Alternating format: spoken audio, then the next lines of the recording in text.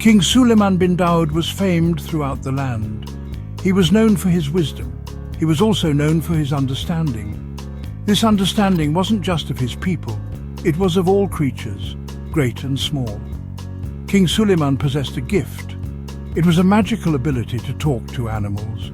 He could understand their thoughts and feelings. This made him a truly exceptional ruler. The king had a magnificent palace. It was filled with beautiful gardens. These gardens were his sanctuary. He would often wander amidst the fragrant flowers and lush trees. He found peace and solace in the company of nature. The animals, in turn, felt safe and loved in his presence. They would flock to him, eager to share their stories and secrets. King Suleiman had many wives. This was not unusual for a king of his stature.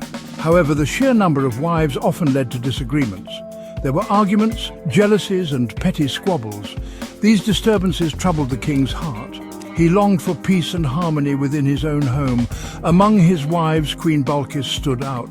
She was known for her wisdom and kindness. She was a woman of great patience and understanding. Queen Balkis was loved by all. The other wives often sought her counsel. Even the king relied on her wisdom and guidance. He found solace in her presence.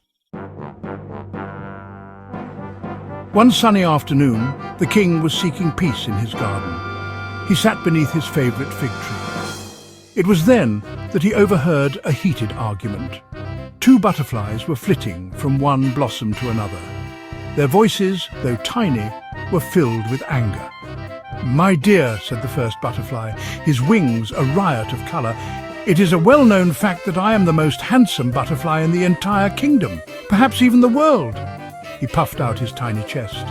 The second butterfly, a rather drab creature in comparison, fluttered nervously. "Now, darling," she said, "that's not very kind to say. Besides," she added, "beauty is in the eye of the beholder." King Suleiman, using his magical ability, understood their words. He chuckled softly. Vanity, it seemed, was not limited to humans. He decided to teach the butterflies a lesson. However, he knew that a direct approach might not be effective. He needed a clever plan. The king decided to consult Queen Balkis. He knew she would have a wise solution. He found her in her chambers. She was reading poetry and sipping mint tea. He recounted the tale of the butterflies. He described their argument to her. Queen Balkis smiled, her eyes twinkling with amusement. "My king," she said, "sometimes the best lessons are taught subtly, with a touch of humour." She then whispered a plan to the king. It was a plan so clever and amusing that it made King Suleiman laugh out loud. The next day, the king summoned all his wives to the garden. He announced that he would be holding a competition. The competition was to find the most beautiful butterfly in the kingdom. The winner, he declared, would have the honour of having their image stamped onto the royal seal.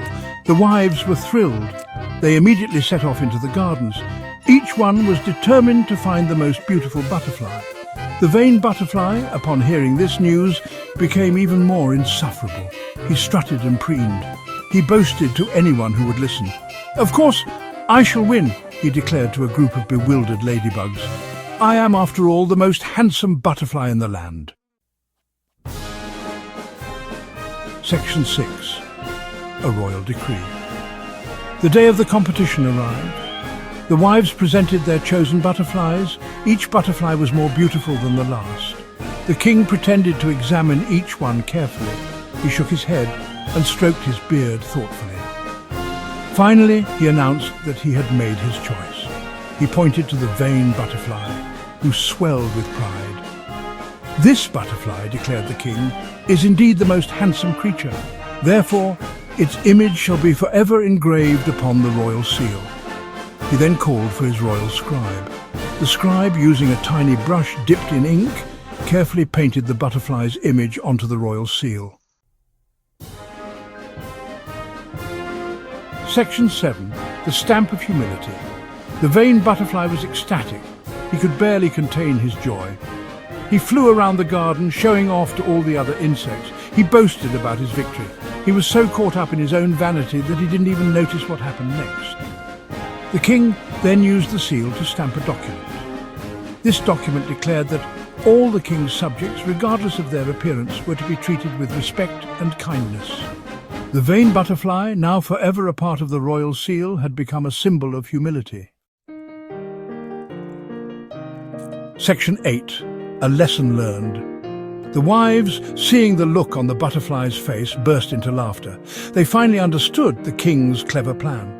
The vain butterfly, mortified at being tricked, flew away and hid in a patch of sunflowers. He didn't show his face for a week. From that day forward, the wives were more mindful of their behavior. They remembered the lesson of the butterfly. They tried their best to be kind and respectful to one another. Peace and harmony were restored to the king's household.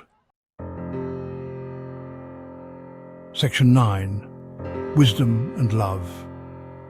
The king and queen Balkis continued to rule with wisdom and compassion. They were a shining example to their people. They proved that even the smallest creatures could teach valuable lessons. Their love for each other and their love for all creatures made their kingdom a truly magical place.